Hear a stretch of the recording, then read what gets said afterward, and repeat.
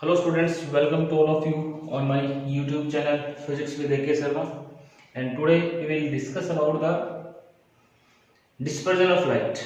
ठीक है बेटा, आज हम नया चैप्टर स्टार्ट करते हैं dispersion of light. This is dispersion of light. ठीक है, रिफ्रैक्शन का चैप्टर हमने खत्म कर दिया है. हम स्टार्ट करते हैं नेक्स्ट चैप्टर इसका डिस्पर्जन ऑफ लाइट. ठीक है, तो डिस्पर्जन आपने 10th क्लास में भी पढ़ा होगा कि जब लाइट को किसी प्रिज्म के अंदर से पास करते हैं, व्हाइट लाइट को, तो प्रिज्म उस व्हाइट लाइट को उसके कॉन्स्टिट्यूएंट 7 कलर्स में स्प्लिट कर देती है. इस फेनोमेना को हम क्या बोलते हैं? डिस्पर्जन बोलते हैं. क्या बोलते हैं? डिस्पर्जन. ठीक है, तो डिस्पर्जन किसके थ्रू होता है? प्रिज्म. जब लाइट को किससे पास करते हैं? प्रिज्म के अंदर से. तो सबसे पहले हम प्रिज्म के बारे में थोड़ा सा पढ़ते हैं. प्रिज्म, तो यहां पे देखो प्रिज्म क्या होती है.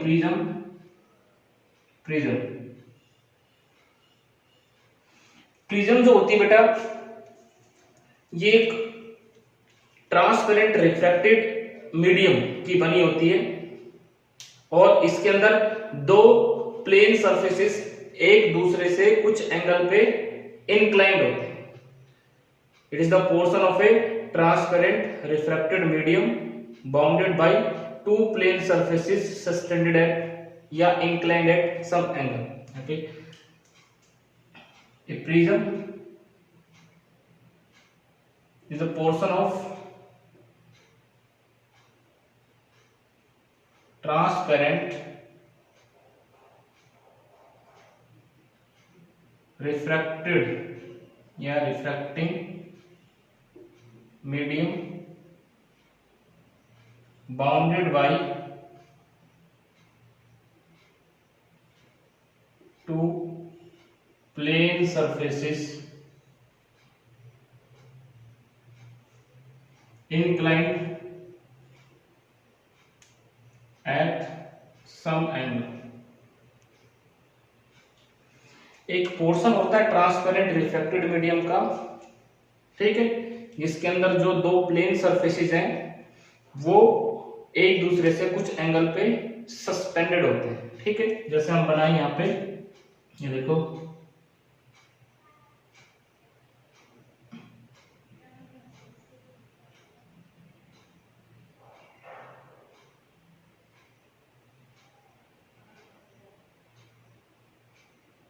ठीक है, इस तरह से ये एक plane surface P Q R S T U.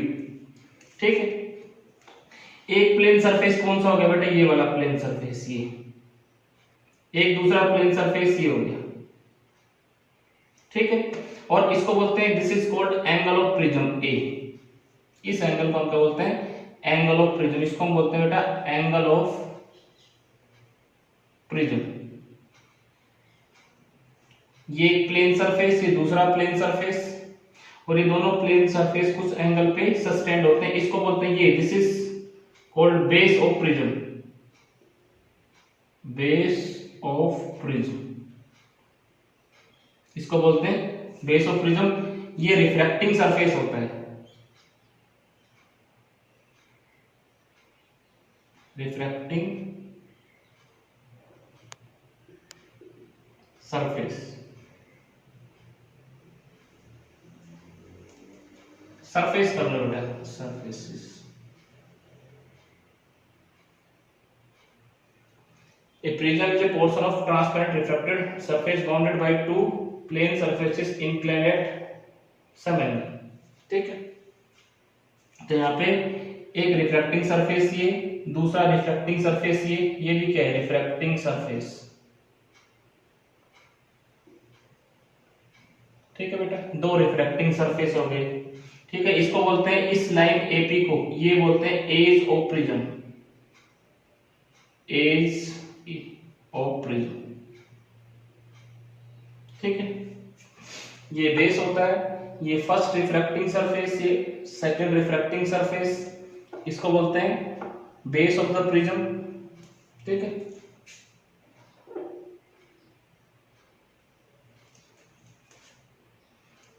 इसको इस section A P R T इसको बोलते हैं प्रिंसिपल सेक्शन, इस सरफेस को बोलते हैं principal section of the prism. क्या बोलते हैं? Principal section. ठीक है, तो ये हमारे पास एक प्रिज्म होता है। क्या होता है? प्रिज्म। प्रिज्म जो होता है वो दो प्लेन सरफेसेस से मिलके बना होता है और दोनों प्लेन सरफेसेस एक दूसरे से कुछ एंगल पे सस्टेंड होते हैं। ठीक है, और उस एंगल को हम बोलते हैं एंगल ऑफ प्रिज्म, इसको बोलते हैं एंगल ऑफ प्रिज्म। ठीक है, तो यहां पे देखो अब हम पढ़ते हैं refraction through a prism. Refraction through a prism, तो प्रिज्म के अंदर से रिफ्रैक्शन कितना होता है? रिफ्रैक्शन थ्रू ए प्रिज्म आप सब इसको नोट कर लेंगे बेटा, मैं इसको मिटा रहा हूं। रिफ्रैक्शन थ्रू ए प्रिज्म या फिर प्रिज्म फॉर्मूला भी बोल सकते हैं। एग्जाम के अंदर 5 मार्क्स के अंदर पूछा जाता है। यहां पे देखेंगे प्रिज्म फॉर्मूला या रिफ्रैक्शन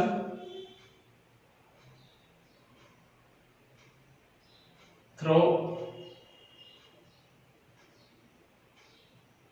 प्रिज्म, और इसको लिख सकते हो प्रिज्म फॉर्मूला। ठीक है, तो यहां पे देखो मान लो ये हमने एक प्रिज्म लिया, ये ठीक है बेटा, ये एंगल ऑफ प्रिज्म ए। ठीक है, अब हम इसको सामने से देख रहे हैं, सामने से देख रहे हैं तो इस तरह से ट्रायंगल दिखेगा, सामने से देखेंगे प्रिज्म को रख करके। ठीक है, ये बी ले लो, इधर सी ले लो, ये एबीसी कोई प्रिज्म है, इसका ये फर्स्ट रिफ्लेक्टिंग सरफेस, ये दूसरा reflecting surface, A is the angle of prism. ठीक है, अब यहां पे एक रे गिरी, मान लो एक रे गिरी यहां पे, ठीक है, इस पॉइंट के ऊपर। अब इधर एयर है, प्रिज्म किसका? ग्लास का बना हुआ है। जब रे एक मीडियम से दूसरे मीडियम में जाएगी तो हमें पता है यहां पे क्या होगा? रिफ्रैक्शन होगा। क्या होगा? रिफ्रैक्शन। तो रिफ्रैक्शन किधर होगा उसके लिए हम क्या करते हैं? नॉर्मल ड्रा करें। तो नॉर्मल क्या? जो इस सरफेस को 90 डिग्री पे बाइसेक्ट करे, दिस इज नॉर्मल। इस नॉर्मल को हमने नाम दे दिया n1। ठीक है, तो यहां पे rare to denser, rare to denser किधर जाएगी? Towards the normal. तो ये नॉर्मल इधर इसकी तरफ मुड़ जाएगी, ये ऐसे मुड़ जाएगी। ठीक है, यहां पे भाई ये रे बिल्कुल सीधी ऐसे जाती, अगर मीडियम चेंज नहीं होता तो ये रे थी ऐसे गिरी इसके ऊपर, अगर ये मीडियम चेंज नहीं होता तो बिल्कुल सीधा ऐसे जाती। लेकिन जैसे ही यहाँ पे मीडियम क्या हो गया? चेंज, तो रे मुड़ गई किधर? Towards the normal. Rare to denser, towards the normal, denser to rare, away from the normal. अब देखो यहाँ पे जब ये रे पहुंचती है, इस पॉइंट पे पहुंचती है, तो फिर दोबारा से मीडियम चेंज होगा, तो फिर रे क्या होगी? रे फिर से मुड़ेगी। तो यहाँ पे देखो, यहाँ पे नॉर्मल ड्रा करते हैं, दिस इज ये नॉर्मल n2। अब डेंसर टू रेयर किधर जाएगी? Denser to rare, away from the normal. तो नॉर्मल इधर है, तो ये रे अगर मीडियम चेंज नहीं होता तो बिल्कुल सीधा ऐसे जाती, लेकिन ये अब अवे फ्रॉम द नॉर्मल, ये इस तरह से निकल जाएगी। इसको नाम देते हैं अमर्जेंट रे, भी बोलते हैं इसको अमर्जेंट। दिस इज अमर्जेंट रे। ठीक है, यहां पे देखो इसको हमने नाम दे दिया एंगल I1, इसको एंगल I2, इसको एंगल R1, इसको एंगल R2। ठीक है बेटा, अब यहां पे देखो ये हमारे पास इंसिडेंट रे थी, this is incident ray, this is emergent ray. इस पॉइंट को नाम दे दिया K, इस पॉइंट का नाम दे दिया L, इस पॉइंट का नाम दे दिया M, और यहां पे इसको L। ठीक है, this is angle of incidence, angle of refraction, फिर दोबारा से यहां पे रिफ्रैक्शन हुआ। ठीक है, अब देखो ये जो रे है दो बार मुड़ती है, एक तो यहां से इस सरफेस से मुड़ती है और एक बार इस सरफेस से मुड़ती है, दो बार रिफ्रैक्शन होता है, एक बार यहां पे एल के ऊपर, एक बार एम के ऊपर। ठीक है, तो नॉर्मल और रिफ्रैक्टेड रे के बीच में जो एंगल है this is angle of refraction कहलाएगा। लेकिन अगर ये रे कितना मुड़ी, हम ये देखें कितना मुड़ी, तो ये रे अगर नहीं मुड़ती तो सीधा कैसे जाती, इस तरह से, बिल्कुल सीधा ऐसे निकलती, भाई इस तरह से निकलती है रे।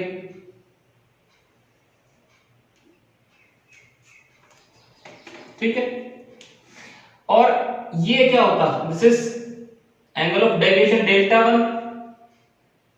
यहां से देखो ये रे कितना मुड़ी, ये रे इस सरफेस से कितना मुड़ी, तो ये इसको पीछे की तरफ बढ़ाएं, दिस इज लाइक दैट।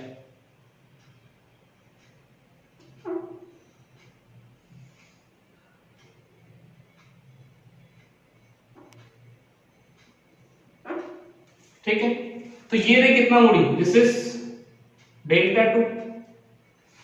ये रिफ्रैक्टेड रे और ये इंसिडेंट रे की डायरेक्शन, देखो ये इंसिडेंट रे की डायरेक्शन और ये रिफ्रैक्टेड रे, इन दोनों के बीच में एंगल ऑफ डेविएशन।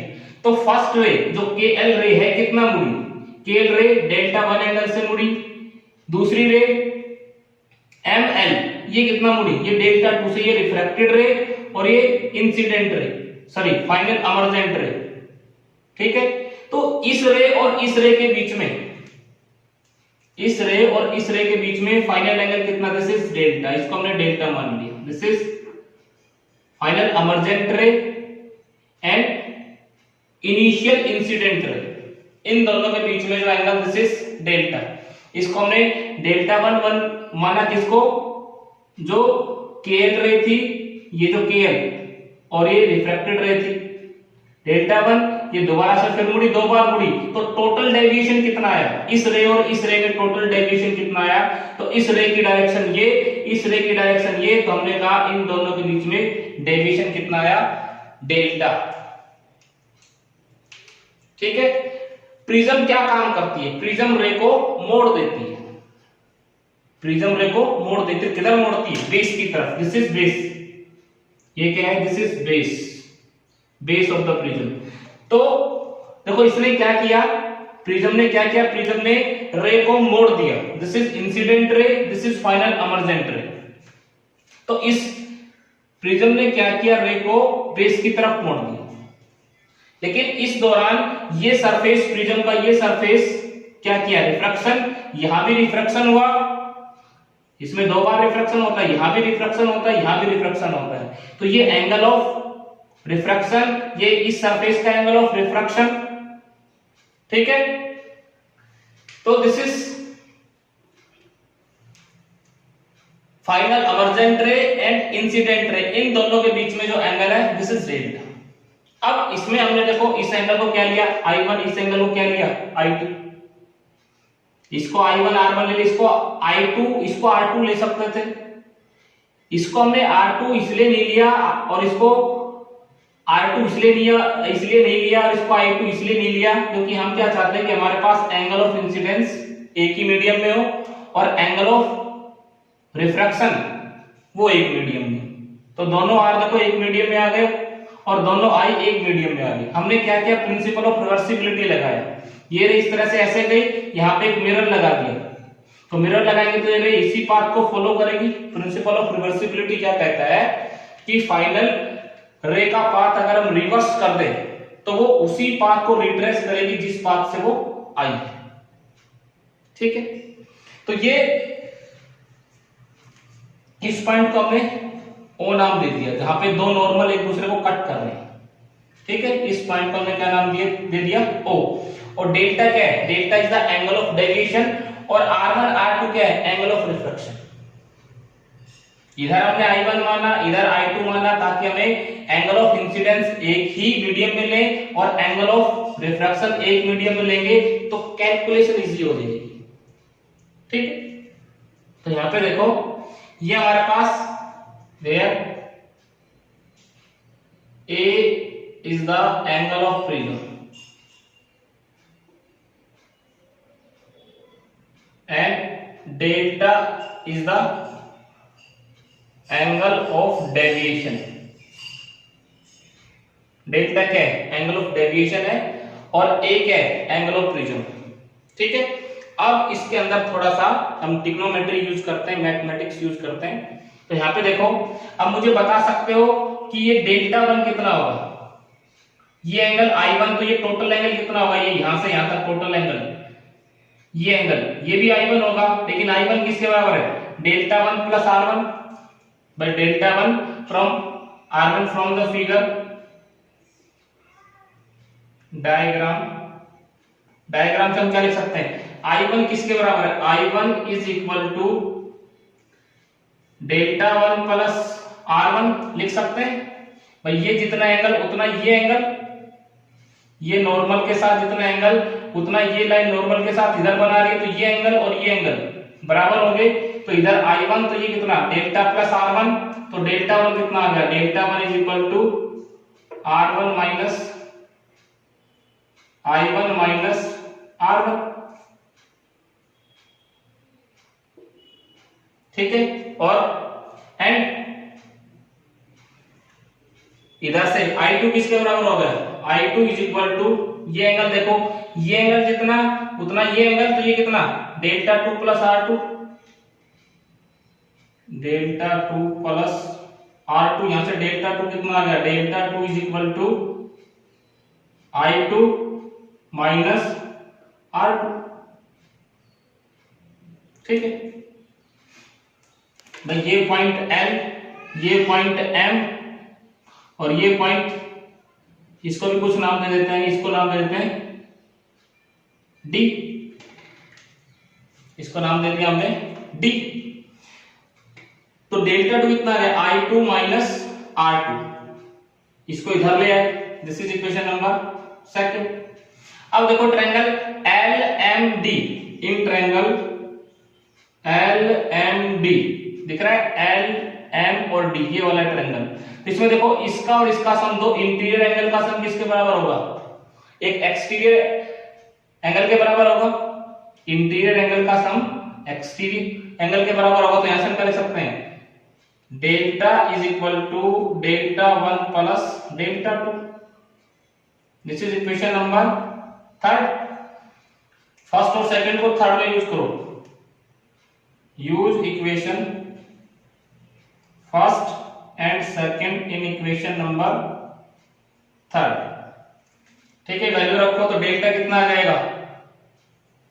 डेल्टा हमारे पास आ गया, delta is equal to delta 1 I1 minus R1 plus I2 minus R2, delta is equal to I1 plus I2 minus R1 plus R2,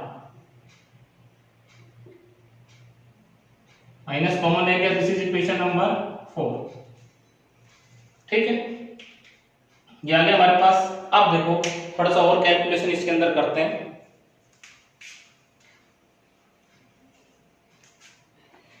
अब बेटा इसमें देखो, इस ट्रायंगल के अंदर ALOM,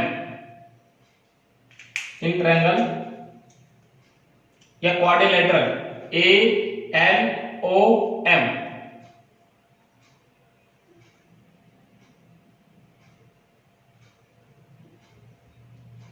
ALOM, ये वाला ALOM, ये एंगल कितना? ये यहां से यहां तक, ये नॉर्मल है, देखो ये रेड लाइन क्या नॉर्मल, तो ये एंगल 90 और ये एंगल भी कितना? 90। तो L प्लस M कितना? 90 प्लस 90 180, और A प्लस O कितना होगा? ये भी 180 होगा भाई, ये भी कितना होगा? 180 होगा। हम क्या लिख सकते हैं?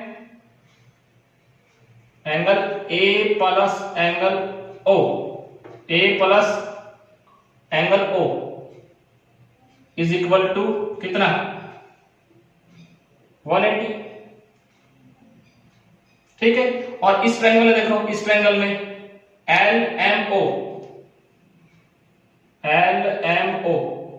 R1 प्लस R2 और ये angle O, R1 plus R2 और ये एंगल O, तीनों एंगल का सम कितना आएगा 180 आएगा। R1 plus R2 plus angle O is equal to 180। ठीक है भाई, इस ट्रायंगल में R1 प्लस R2 प्लस ये एंगल O, ट्रायंगल के तीनों एंगल का सम कितना होता है 180 होता है, 180। ठीक है, अब इसमें हम क्या लिख सकते हैं, देखो from these two equation,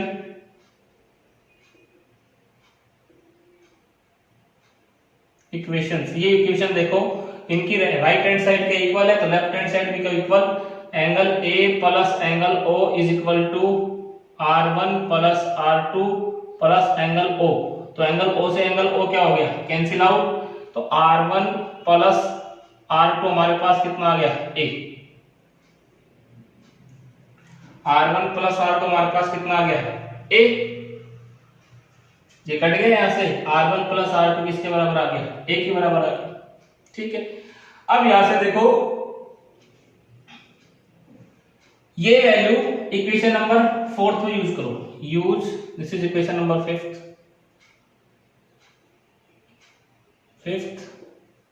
in equation number 4, तो इसमें यूज करेंगे तो डेल्टा कितना आ जाएगा, delta is equal to I1 plus I2 minus A, ऐसे लिख सकते हैं। दिस इज इक्वेशन नंबर 6, आप इसको नोट कर लेंगे बेटा, कुछ नहीं इसमें हमने सिंपल ज्योमेट्री लगाई है। ठीक है, जो हमने 9th 10th के अंदर पढ़ी है, और डेल्टा निकाला है, टोटल एंगल ऑफ डेविएशन कितना होगा, जो फाइनल रे है और जो इंसिडेंट रे, फाइनल इमर्जेंट रे और इंसिडेंट रे, इन दोनों के बीच में कितना डेविएशन आया, ये रे इससे कितना मुड़ी, ये हमने यहाँ पे इसको पीछे की तरफ बढ़ाया था, इसको इधर बढ़ाया था, ये डेल्टा 1 मुड़ी, ये डेल्टा मुड़ी, तो टोटल डेल्टा कितना, डेल्टा 1 प्लस डेल्टा 2, आप लोग इसको नोट कर लेंगे। ठीक है बेटा, देखो अब इससे आगे देखो, इसको मिटा रहा हूं मैं,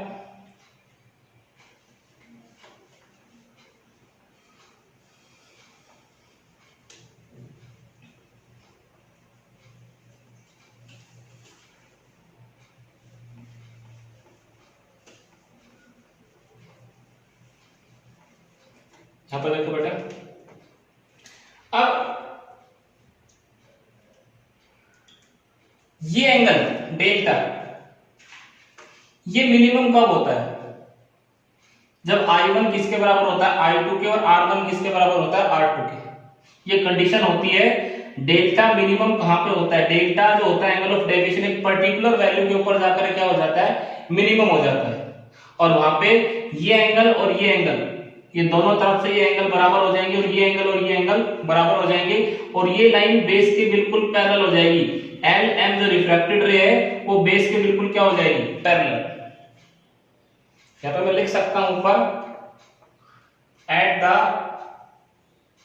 मिनिमम डेविएशन,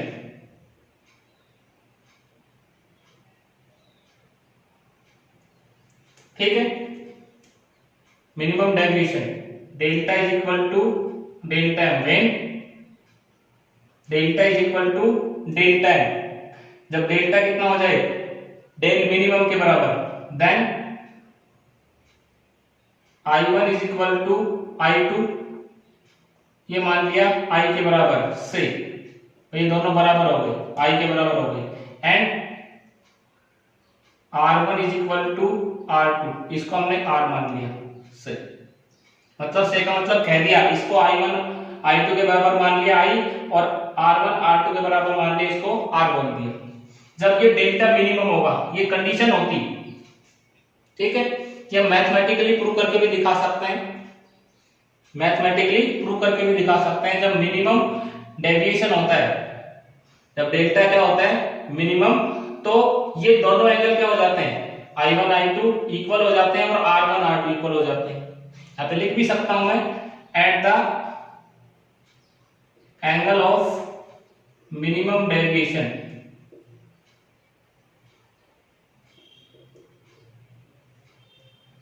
द रिफ्रैक्टेड रे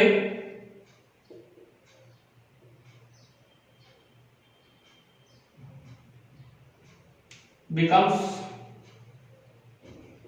parallel to the base of the prism।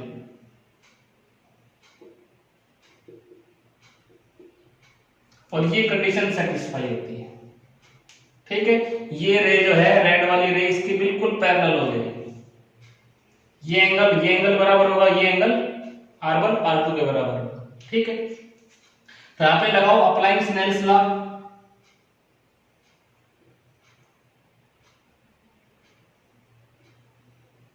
कहीं पे भी स्नेल्स लॉ लगा लो। स्नेल्स लॉ क्या कहता है कि साइन I1 और इधर रिफ्रैक्टिव इंडेक्स इधर एयर है तो एयर का refractive index 1 is equal to sine R2 और इसका रिफ्रैक्टिव इंडेक्स म्यू। प्रिज्म का रिफ्रैक्टिव इंडेक्स हमने कितना मान लिया, म्यू मान लिया। एयर का रिफ्रैक्टिव इंडेक्स 1 मान लिया। तो यहाँ पे इसको I लिख सकता हूं, मैं लिख सकता हूं sine I upon sine R is equal to mu, ऐसे लिख सकता हूं। This is equation number 7। This is equation number 7। भाई यहाँ पे लगा लो, चाहे यहाँ पे लगा लो, कहीं पे लगा लो स्नेल्स लॉ। इधर का refractive index 1 sine I1 is equal to R1। ये साइन R1 इसका रिफ्रैक्टिव इंडेक्स कितना, म्यू। इसका रिफ्रैक्टिव इंडेक्स हमने क्या माना है, प्रिज्म का रिफ्रैक्टिव इंडेक्स क्या माना है, mu. Mu is the refractive index of prism. Mu क्या है, प्रिज्म का रिफ्रैक्टिव इंडेक्स, ठीक है। अब देखो यहाँ पे थोड़ा सा कैलकुलेशन आगे करते हैं। मैं इधर से बिठा रहा हूं बेटा,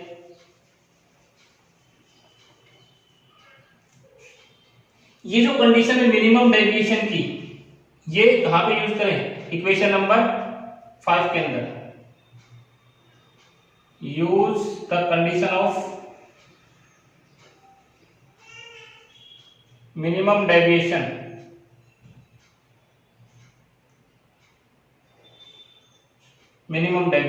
इन equation number 5। Equation number 5 equation number 5 में यूज करें मिनिमम डेविएशन की कंडीशन। तो यहां पे देखो बेटा, इसकी जगह क्या रख दूं, del M is equal to 5 and 4 दोनों के अंदर यूज कर लेते हैं। तो पहले मैंने 5 के अंदर यूज किया आई, क्योंकि दोनों एंगल क्या होते हैं, जब डेल्टा एम के बराबर हो जाता है तो I1 और I2 दोनों I के बराबर हो जाते हैं, ठीक है। माइनस ए और यहाँ पे del M is equal to 2I minus A, और I कितना आ जाएगा हमारे पास, del m plus A by 2। Del m plus A by 2, ठीक है। एंड यही वैल्यू, ये वाली कंडीशन किसमें, इक्वेशन नंबर 4 में यूज करें तो r plus r is equal to A, और r इज इक्वल टू कितना हो गया, a बाई 2, ठीक है। भाई ये जो कंडीशन हमने रखी थी मिनिमम डेविएशन के ऊपर कि I1 I2 के बराबर हो जाता है और R1 R2 के बराबर होता है, देखो इस तरह का ग्राफ आता है।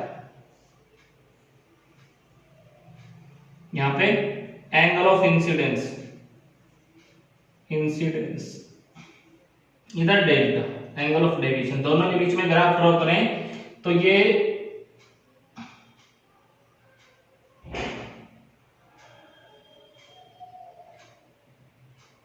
हमारे पास किस तरह का ग्राफ आएगा,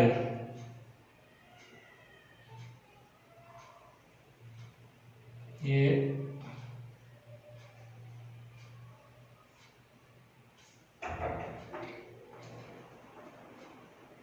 और यहाँ पे देखो बेटा, जब ये ग्राफ हम ड्रॉ करते हैं यहाँ पे,